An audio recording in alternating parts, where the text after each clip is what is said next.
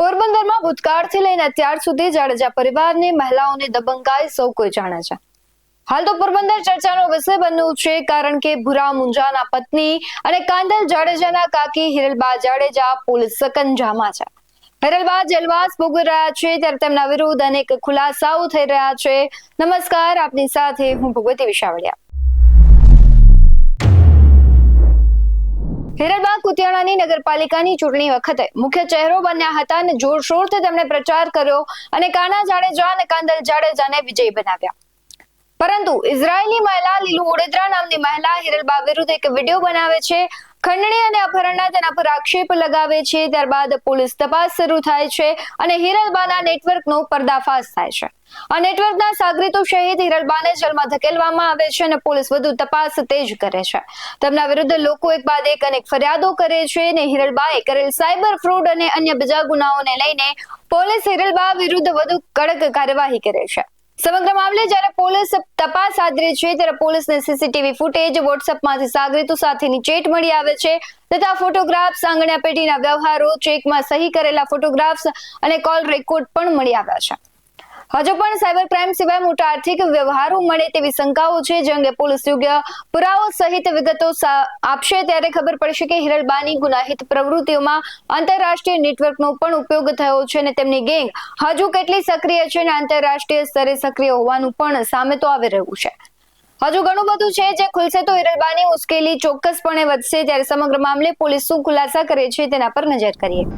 હિરલબા જાડેજા તથા તેમના જે સાગરીતો વિરુદ્ધ પોરબંદર જિલ્લા સાયબર ક્રાઇમ પોલીસ સ્ટેશનમાં ગુનો જે નોંધવામાં આવેલ છે, તેમાં ગઈકાલના રોજ હિરલબા જાડેજા તથા હિતેશ ભીમા ઓડેદરા નાઓને અટક કરવામાં આવેલ છે અને આજ રોજ કોર્ટ સમક્ષ રજૂ કરી પોલીસ દ્વારા રિમાન્ડની માંગણી કરવામાં આવેલ હતી અને તેમાં હિરલબા જાડેજા તથા હિતેશભાઈના દિન 2ના અમને પોલીસને રિમાન્ડ મળેલ છે. આ ગુના સંબંધિત આપને વધુ માહિતી આપતા, આ ગુનામાં જે પણ આ ગુનાના જે સાહેબ છે, સાક્ષીઓ છે, તેમના પોલીસ દ્વારા મેજિસ્ટ્રેટ સમક્ષ નિવેદન પણ લેવામાં આવેલ છે.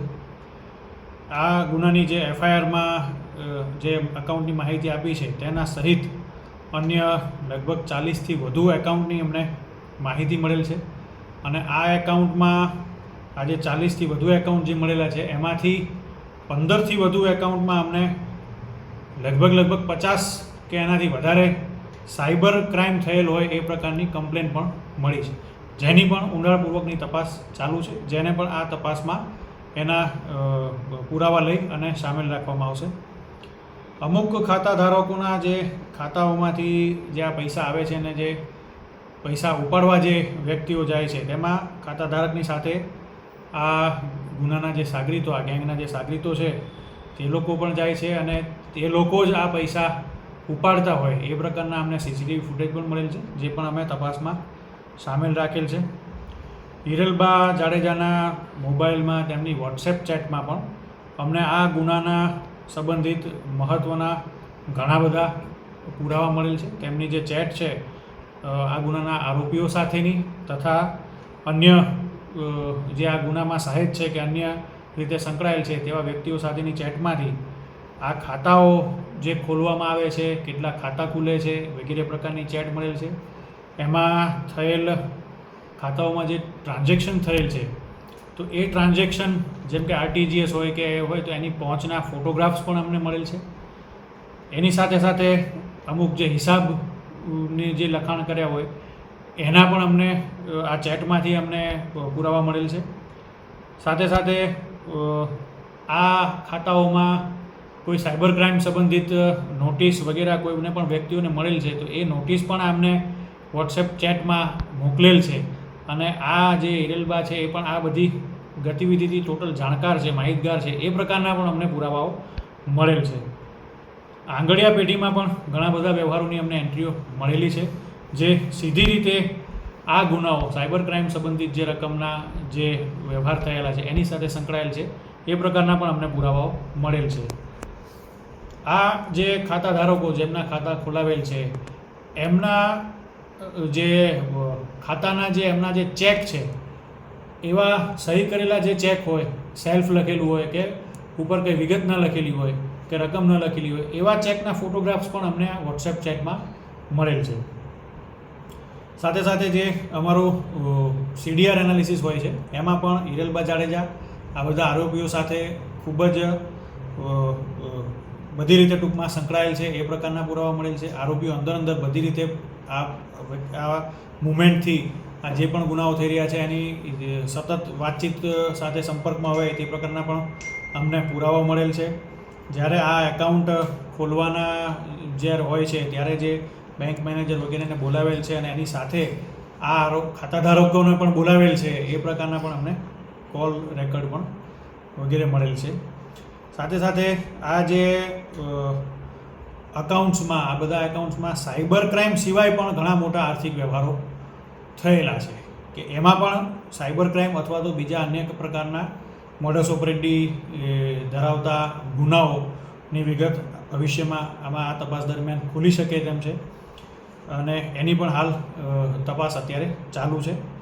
તથા આ જે એકાઉન્ટ જે ઓપરેટ જે IP એડ્રેસથી થયેલા છે એ IP એડ્રેસમાં પણ અત્યારે અલગ પ્રકારના વર્ચ્યુઅલ પ્રાઇવેટ નેટવર્ક એટલે કે VPNનો ઉપયોગ થયેલો હોય તથા આંતરરાષ્ટ્રીય નેટવર્કનો પણ આમાં ઉપયોગ થયેલો હોય. ખાસ કરીને દુબઈથી અને અન્ય પ્રકારે આ પણ એનો ઉપયોગ થયેલો હોય તેવા પણ અમને હાલ અત્યારે પ્રાથમિક દ્રષ્ટિએ આ મળેલ છે. તો આંતરરાષ્ટ્રીય પણ આમાં સંડોવણી ટૂંકમાં આ જે ગેંગ છે એ આંતરરાષ્ટ્રીય સ્તરે પણ ઓપરેટ કરતી હોય એવી પણ આમાં પૂરેપૂરી શક્યતાઓ છે જેની અમે હાલ ઊંડાણપૂર્વક તપાસ કરી રહ્યા છીએ. સાહેબ, આમાં 10 જેટલા એકાઉન્ટ એવા પણ છે કે જ્યાં સુરત પેલેસનું એડ્રેસ છે.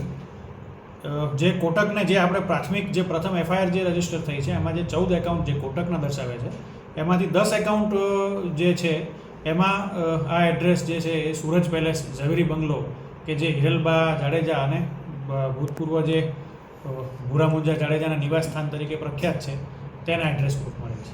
એમાં આરોપીઓના તપાસ દરમિયાન ઘણાના નામ પણ ખુલેલ છે અને એની હાલ તપાસ ચાલુ છે. કેટલી રકમ સાયબર ક્રાઇમની અત્યાર સુધી જે 35 લાખ આપણે પ્રથમદર્શી FIRમાં દર્શાવેલ છે અને હાલ અમે રિમાન્ડના મુદ્દામાં બીજા એક 26 લાખના ટ્રાન્ઝેક્શનની પણ વિગત દર્શાવેલ. ખાસ આના બેંક એકાઉન્ટ ખોલાવવા માટે બેંક મેનેજર સુરત પેલેસ સુધી પહોંચ્યા હતા એ વિગત પણ આવે છે. હા, કોટક મહિન્દ્રા બેંકના જે 14 એકાઉન્ટ જે ખુલેલા છે એ બેંક એકાઉન્ટ ખોલવા માટે હિરલબાએ આમના જે તે કર્મચારી મેનેજરશ્રીનો સંપર્ક કરી એમને બંગલે બોલાવેલ છે અને ત્યાં જઈને પણ એકાઉન્ટ ત્યાં ખુલેલા છે. સાયબર ક્રાઇમના જે બનાવો છે એમાં હિરલબાની કેટલી સંડોવણી છે કે ખાલી રકમ મેળવવામાં જ છે કે બીજી કોઈ? એ પણ આગળ તપાસ ચાલુ છે. ખુલશે તો આપણે જાણકારી આપશું. સાહેબ, બીજી કઈ બેંક છે? ઘણી બધી બેંક છે. તમામની આપણે માહિતી આપશું. સત્યતા પ્રાઇમરી છે એવું કંઈ ધ્યાને આવ્યું કે આ ક્યાંથી આખું ઓપરેટ થતું હતું? કોણ આમ ઓપરેટ કરતા હતા? જે આરોપીઓ છે એ જ કરતા હતા કે અન્ય વ્યક્તિઓથી થતું? અહીંયા જે પોરબંદરમાં આ જે ખાતાઓનો ઉપયોગ છે એ સાયબર ક્રાઇમ દ્વારા જે છેતરપિંડીથી જે પૈસા મેળવવામાં આવેલ છે એ આ એકાઉન્ટમાં આ પૈસા અત્યારે મેળવી રહ્યા છે અને એને સગવગે કરી રહ્યા છે. અત્યારે એની તપાસ છે. આગળની જે પણ આ સાયબર ક્રાઇમ કોના દ્વારા થયેલો છે, ક્યાંથી આ ઓપરેટ થયેલું છે એ બધી જ તપાસો અત્યારે હાલ ચાલુ છે. જે ખાતા ધારકો જે છે એમના બેંક ખાતામાંથી લાખો રૂપિયાના ટ્રાન્ઝેક્શનો થયા છે એ લોકો સાથે ઉપાડવા પણ જતા હતા, તો એના વિરુદ્ધ કોઈ પગલાં લેવા છે? ઘણા CCTV ફૂટેજ એવા પણ મળેલા છે કે જેમાં ખાતાધારકોનો રોલ નથી અને જે પણ વ્યવહારોમાં જે ખાતાધારકો જે છે બરાબર એમનો રોલ નીકળશે તેમના વિરુદ્ધ પગલાં લેવામાં આવશે. ક્યાં સુધી દબંગાઈ કરતા લોકો સામાન્ય લોકોને હેરાન કરશે તે એક મોટો પ્રશ્ન છે. દરેક શહેરમાં આવા લોકો છે જે બધા વિરુદ્ધ કાર્યવાહી થવી જોઈએ અને તેમનો પણ પર્દાફાશ થવો જોઈએ. આ મુદ્દે આપનું શું કહેવું છે? કમેન્ટ કરી જરૂરથી જણાવજો. આવા જ વધુ અહેવાલો સાથે ફરી મળતા રહીશું. તમે અમારી YouTube ચેનલને સબસ્ક્રાઇબ કરવાનું, અમને Facebook અને Instagram પર ફોલો કરવાનું ભૂલશો નહીં. બાકી આવનારી અપડેટ્સ મેળવવા માટે આપ જોતા રહો BS9 TV ન્યૂઝ. નમસ્કાર.